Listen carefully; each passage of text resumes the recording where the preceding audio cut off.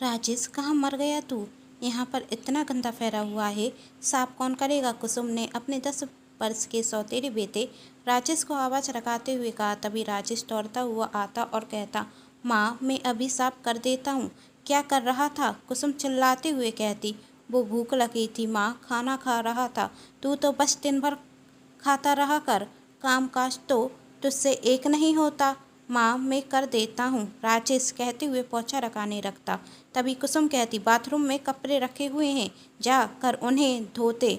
तब राजेश ने कहा, माँ, बहुत तेज भूख लगी है, पहले खाना खा लूँ। तब कुसुम उसमें थप्पड़ लगाते हुए कहती, सुनाई नहीं देता मैंने क्या कहा? राजेश वहाँ से चला जाता। तभी कुसुम का 7 वर्ष का बेटा रवि कहता है, माँ, मुझे बहुत तेज भूख लगी है। तब कुसुम कहती, अरे मेरे राजा बेटा, मैं तुझे तो अपने हाथों से खिलाऊंगी। चल बता, तुझे क्या खाना है? खीर, रवि ने कहा, और कुसुम उसे अपने हाथों से खीर खिलाने रखती। कुसुम अपने बेटे रवि को तो बहुत प्यार करती है, लेकिन अपने सौतेले बेटे राजेश को देखना तक पसंद नहीं करती। उससे दिन भर काम कराती और खाने को बासा खाना देती। राजेश के जन्म के बाद ही उसकी सगी माँ का स्वर्गवास हो गया था। उसके पिता ने कुसुम से दूसरी शादी की, जिससे राजेश को एक माँ का प्यार मिल सके। राजेश के पिता विनीत अक्सर गांव से बाहर शहर में रहा करता था, और जब भी अपने गांव अपने परिवार से मिलने आता तो कुसुम ऐसा व्यवहार करती जैसे वह रवि से ज़्यादा प्यार राजेश से करती हो। आज विनीत का फ़ोन आता तो कुसुम विनीत से कहती, कब आ रहे हैं आप? आपके दोनों बच्चे आपका इंतजार कर रहे हैं। तब विनीत ने कहा, आज कर काम बहुत जाता है, तो इस वर्ष तो आना मुश्किल होगा।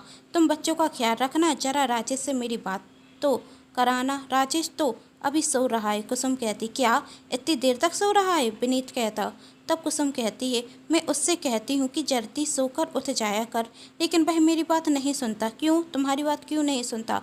विनीत ने कहा। तब कुसुम, कुछ नहीं, आस पड़ोस की औरतें ने उसका दिमाग खराब कर कर रखा है। उसे बता दिया है कि मैं उसकी सौतेली माँ हूँ और उससे प्यार नहीं करती। ना जाने उससे क्या क्या कहती रहती हैं, और राजेश तो अभी बच्चा है, उनकी बातों में आकर मुझ पर गुस्सा हो जाता है। इस वजह से वह मुझसे गुस्सा रहता है। क्या सौतेली माँ माँ नहीं होती? वह अपनी संतान से प्यार नहीं करती? कुसुम रोते हुए कह रही थी। तब विनीत कहता, मैं जानता हूँ कि तुम राजेश कितना प्यार करती हो, कोई कुछ भी कहे इससे मुझे कोई फ़र्क नहीं पड़ता। तुम राजेश को फ़ोन दो, मैं उससे समझाता हूँ। तब कुसुम कहती है, आप चिंता मत कीजिए, मैं राजेश को समझा दूँगी। बच्चा है ना, जैसा कहेंगे वैसा ही तो करेगा। यही राजेश ना आजकल कुछ ज़्यादा ही बिगड़ता जा रहा है। विनीत कहता, तुम उसे फ़ोन दो, मैं उससे बात करता हूँ। तब कुसुम ने कहा, नहीं नहीं, आप उस पर गुस्सा मत होना, वरना उसे लगेगा कि मैं उसके खिलाफ आपको भड़का रही हूँ। तो वह मुझसे और नफरत करने लगेगा, और मैं अपने बेटे की नफरत सहन नहीं कर सकती। आप तो जानते ही हैं कि मैंने हमेशा रवि से ज़्यादा राजेश को प्यार दिया है। वही मैं जानता हूँ। विनीत कहता, अच्छा, मैं फ़ोन रखता हूँ। तुम दोनों बच्चों का ध्यान रखना और साथ में अपना भी। और हाँ, मैंने बैंक में पैसे डाल दिए हैं, तुम निकाल लेना। जी हाँ, कुसुम कहती है। और हाँ, यदि राजेश ना माने तो मुझसे कहना। तब कुसुम कहती, अरे आप राजेश की चिंता क्यों करते हैं, मैं उसे देख लूँगी, कहते हुए फ़ोन रख देती। तभी वहाँ राजेश आकर कहता है, पापा का फ़ोन है, मुझे उनसे बात करनी है। तब कुसुम राजेश पर गुस्सा होते हुए कहती, क्या बात करनी है तुझे? मेरी शिकायत करेगा अपने बाप से? तब राजेश कहता है, नहीं नहीं माँ, मैं ऐसा क्यों करूँगा, आप तो बहुत अच्छी हैं। अच्छा, अच्छी हूँ ना, तो जाकर बर्तन साफ कर। राजेश वहाँ से चला जाता। अब कुसुम को देखकर रवि भी राजेश पर हुक्म चलाने लगा, अपना सारा काम राजेश से कराता, और यदि राजेश रवि का काम नहीं करता तो कुसुम उसे बहुत मारती है। इसी तरह दिन निकलते जा रहे थे, और दोनों माँ बेटे राजेश को परेशान कर रहे थे। एक दिन रवि अपने खिलौने से खेल रहा था, और बीच रास्ते में खिलौना छोड़कर चला जाता। कुसुम बाजार से आती है और खिलौने पर पैर पड़ने के कारण फिसल कर गिर जाती है। तभी राजेश वहाँ आता और कुसुम उस पर गुस्सा होते हुए कहती, क्यों रे, तुझे खिलौने नहीं दिखते, उठाकर नहीं रख पा रहा था? हाँ हाँ, तू तो जान मूछ कर रखेगा नहीं ना, जिससे मैं गिर जाऊं और मेरे हाथ पैर टूट जाएं। तब राजेश कहता है, नहीं माँ, ऐसा नहीं है, मैंने खिलौने नहीं रखे, खिलौने से तो रवि खेल रहा था। अच्छा तो तू मुझसे जबान चलाएगा? कुसुम ने गुस्से में कहते हुए राजेश में एक दो थप्पड़ लगाए, जिसे देखकर रवि बहुत खुश होता। रवि भी राजेश से अपना स्कूल का सारा काम कराता। दिन भर राजेश घर के काम करता और रात को रवि के स्कूल का काम करता, जिसे करते हुए राजेश को बहुत खुशी होती।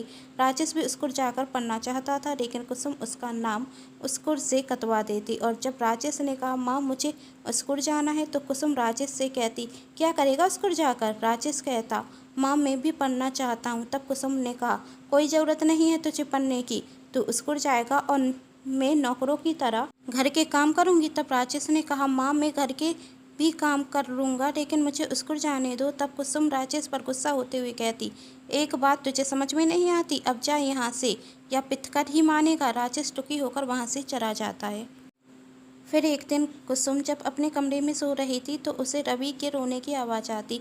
रवि को रोने की आवाज़ सुनकर कुसुम रवि के कमरे में जाती, तो रवि कहता, माँ मुझे इस राजेश ने मारा और मेरी किताब भी फाड़ दी। तब कुसुम राजेश पर गुस्सा होते हुए दो चार थप्पड़ लगाती और उससे कहती, चल निकल जा मेरे घर से। तब राजेश कहता, नहीं माँ, मैंने रवि को नहीं मारा और रवि ने तो खुद अपनी किताब फाड़ी है। तब कुसुम उस पर और गुस्सा होते हुए कहती, एक तो गलती करता है और ऊपर से झूठ बोलता है, निकल जा मेरे घर से वरना मैं तुझे बहुत मारूंगी। राजेश कहता है, मुझे घर से मत निकालो, आप जो कहेंगी वही मैं करूँगा। तब कुसुम कहती, अब तो तू मेरे घर से निकल जा, और उसे घर से बाहर निकालते हुए दरवाज़ा बंद कर लेती। राजेश बहुत देर तक दरवाज़ा खटखटाता, लेकिन कुसुम दरवाज़ा नहीं खोलती। राजेश वहाँ से गांव के रेलवे स्टेशन पहुँचता और रेल में बैठकर सो जाता। जब राजेश की नींद खुलती तो वह एक अनजान शहर में होता है। राजेश रेल से उतर जाता और बहुत घबरा जाता और मन में सोचता, अब मैं कहाँ जाऊँ, मैं तो किसी को नहीं जानता, भगवान जी मेरी मदद कीजिए। और जब राजेश रेलवे स्टेशन के बाहर जाता तो देखता एक व्यक्ति का पर्स गिर गया है। राजेश उसका पर्स उठाता और उसके पीछे पीछे जाता और उस व्यक्ति को आवाज़ लगाता, लेकिन वह व्यक्ति राजेश की आवाज़ नहीं सुन रहा था। राजेश उसका पीछा करते करते उसके घर तक पहुंच जाता और उससे कहता, साहब जी आपका पर्स रेलवे स्टेशन पर गिर गया था। तब वह राजेश से कहता, तुम रेलवे स्टेशन से मेरा पीछा कर रहे हो? हाँ, राजेश ने कहा। वह व्यक्ति कहता, अच्छा लो कुछ पैसे ले लो। राजेश पैसे लेने से मना कर देता। तब वह व्यक्ति कहता, क्या नाम है तुम्हारा? राजेश कहता, राजेश। उस व्यक्ति ने पूछा, कहाँ से आए हो? गांव से, राजेश ने कहा। तब उस व्यक्ति ने कहा, गांव से यहाँ क्यों आए हो? यहाँ कोई रहता है तुम्हारा? नहीं, राजेश ने कहा। भूख रखी है? उस व्यक्ति ने राजेश से पूछा। राजेश कहता, हाँ। खाना खाओगे? वह व्यक्ति राजेश से कहता। राजेश ने मना कर दिया। उस व्यक्ति ने कहा, अजीब बात है, भूख लगी है तो खाना नहीं खाओगे? तब राजेश ने कहा, मेरे पास पैसे नहीं। तब वह व्यक्ति कहता, पैसे मैं देता हूँ, मैं आपका कोई काम कर देता हूँ। राजेश ने उस व्यक्ति से कहा। वह व्यक्ति कहता, नहीं, उसकी कोई ज़रूरत नहीं, फिर मैं आपके पैसे कैसे दूंगा? राजेश ने कहा, इसकी कोई ज़रूरत नहीं। वह व्यक्ति कहता। तब राजेश कहता है, साहब जी आप मुझे कोई काम दे दीजिए। वह व्यक्ति बहुत पैसे वाला था और राजेश से कहता, अच्छा मैं तुम्हें काम दे दूंगा, लेकिन पहले तुम खाना खा लो।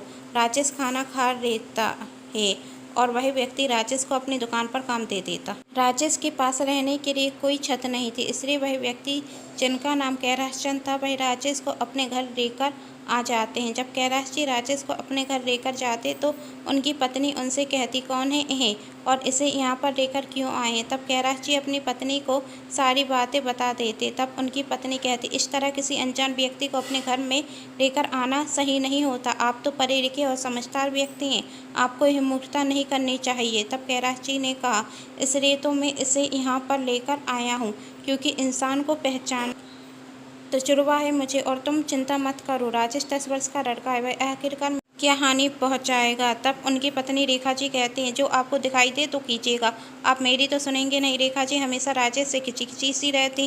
राजेश उनसे कुछ कहता तो वह उसका सही से जवाब नहीं देती। कैलाश जी और रेखा जी का 8 वर्ष का बेटा निखिल था। अब राजेश उसे स्कूल छोड़ने के लिए जाता और स्कूल से लेकर आता। एक दिन राजेश जब निखिल को स्कूल से लेकर आ रहा था तो निखिल राजेश का हाथ छोड़कर रोड पर भागने लगता।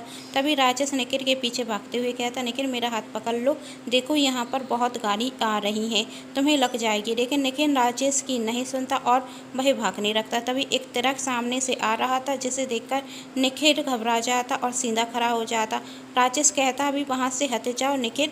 लेकिन निखिल राजेश की नहीं सुनता नहीं। राजेश दौड़कर निखिल को वहां से हटा देता जिससे राजेश के पैर में चोट आ जाती। तभी आसपास के आदमी आकर उन्हें देखते और उन आसपास के व्यक्तियों में एक ऑटो वाला भी था जो कैलाश जी का परिचित था और वह उनके बेटे को पहचान जाता। वह ऑटो वाला राजेश और निखिल को उनके घर छोड़ने के लिए जाता और रेखा जी को सब कुछ बताते हुए कहता, वह तो भरा हो इस लड़के का जिसने आपके बेटे की जान बचा ली, वरना आज कोई बहुत बड़ी अनहोनी हो जाती। अपनी जान की परवाह किए बिना इस लड़के ने आपके बेटे की जान बचाई, जिसमें इसके पैर पर चोट आ गई है। रेखा जी मन ही मन राजेश का शुक्रिया करती और डॉक्टर को बुलाकर उसका इलाज कराती।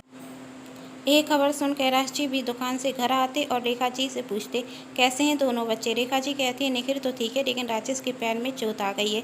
कहाँ है राजेश। कमरे में आराम कर रहा है। रेखा जी ने कहा, अच्छा हुआ उसने हमारे बेटे को बचा लिया, वरना बहुत बड़ी अनहोनी हो जाती। अब भगवान करे राजेश भी बिल्कुल ठीक हो जाए, मुझसे उसका दर्द देखा नहीं जाता। तब कैलाश जी कहते, मैंने कहा था ना, इंसान को पहचानने का तजुर्बा है मुझ में।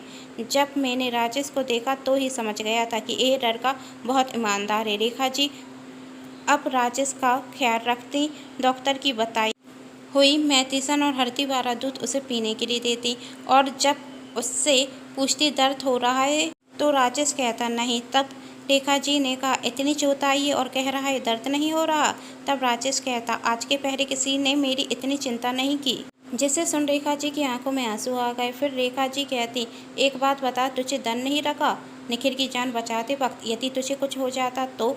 तब राजेश कहता, यदि मुझे कुछ होता तो किसी को भी दुख नहीं होता, क्योंकि मेरा तो इस दुनिया में कोई नहीं, और निखिल को कुछ हो जाता तो आप और साहब जी बहुत रोते। तब रेखा जी ने कहा, आज के बाद ऐसा कभी मत कहना, यदि तुझे कुछ होगा तो तेरे साहब जी और मुझे भी बहुत दुख होगा। अब हम हैं ना तेरे इस दुनिया में और निखिल तेरा छोटा भाई है। कुछ दिनों बाद राजेश पहले की तरह बिल्कुल ठीक हो जाता और अब पहले की तरह दुकान पर काम करने जाता और निखिल को स्कूल लेने और छोड़ने जाता। एक दिन रेखा जी देखती कि राजेश निखिल की किताबों से पढ़ रहा है। यह देख रेखा जी राजेश के पास जाती और राजेश से कहती हैं, तुम्हें पढ़ना अच्छा लगता है। राजेश ने हाँ में जवाब दिया। स्कूल जाओगे। रेखा जी राजेश से कहती, आप मुझे भेजेंगी। राजेश ने कहा। तब रेखा जी कहती, यदि मन लगाकर पढ़ोगे और अच्छे नंबर लाओगे तो ज़रूर भेजूंगी। यह सुन राजेश खुश हो जाता। तो ठीक है, कल से तुम भी निखिल के साथ स्कूल जाया करो। फिर मैं दुकान पर कब जाऊंगा, उसकी कोई ज़रूरत नहीं है। रेखा जी ने कहा, फिर मेरे स्कूल की फीस के पैसे कहाँ से आएंगे। तब रेखा जी कहती, जब तुम पढ़ लिख कर बड़े आदमी बन जाओगे तब मेरी फ़ीस मुझे वापस कर देना, अभी मैं भर दूंगी, ठीक है। यह सुन राजेश खुश हो जाता। इसी तरह दिन निकलते जाते और राजेश इंटर की परीक्षा में बहुत अच्छे नंबरों से पास होता। उसे स्कॉलर मिल जाता और वह अपनी आगे की पढ़ाई करने के लिए और बड़े शहर चला जाता। पढ़ाई पूरी होने के बाद राजेश की उसी शहर में नौकरी लग जाती है। नौकरी रखने के बाद राजेश प्रतिभा नाम की लड़की के साथ शादी करता है। अपनी शादी में वह कैलाश जी और रेखा जी को भी बुलाता, लेकिन किसी जरूरी काम की वजह से वह इस शादी में नहीं आ सके और कहते, हमारा आशीर्वाद तो तुम्हारे साथ हमेशा है, इसलिए तुम प्रतिभा से जल्दी शादी कर। राजेश कैलाश जी और रेखा जी के आशीर्वाद के साथ प्रतिभा से शादी कर लेता और एक दिन जब राजेश कैलाश जी और प्रतिभा जी की फ़ोटो देख रहा था तब प्रतिभा राजेश से कहती, इस फोटो में ऐसा क्या है कि तुम हर दिन देखते हो। तब राजेश ने कहा, तुम आज मुझे जो देख रही हो ना, वो सिर्फ और सिर्फ इनकी वजह से ही। आज मैं एक बहुत बड़ी नौकरी करने रखा हूँ और मेरी जो पहचान है वह सिर्फ और सिर्फ इनकी वजह से, वरना मेरी पहचान क्या थी, मैं कुछ नहीं था। साहब जी और मैम साहब जी मेरे लिए भगवान से भी बढ़कर हैं। तब प्रतिभा कहती, तो क्या तुम अपने साहब जी और मैम साहब जी से मुझे नहीं मिलाओगे। ज़रूर मिलाऊंगा, इस संडे हम उनसे मिलने के लिए ज़रूर जाएंगे। अब कहानी के आगे के भाग में ज़रूर देखिएगा ऐसा क्या हुआ था कैलाश जी और रेखा जी के साथ कि वह राजेश की शादी में नहीं आए और राजेश की सौतेली माँ कुसुम के साथ क्या हुआ क्या उन्हें अपनी करने की सजा मिली? जानने के लिए कहानी का अगला भाग जरूर देखें।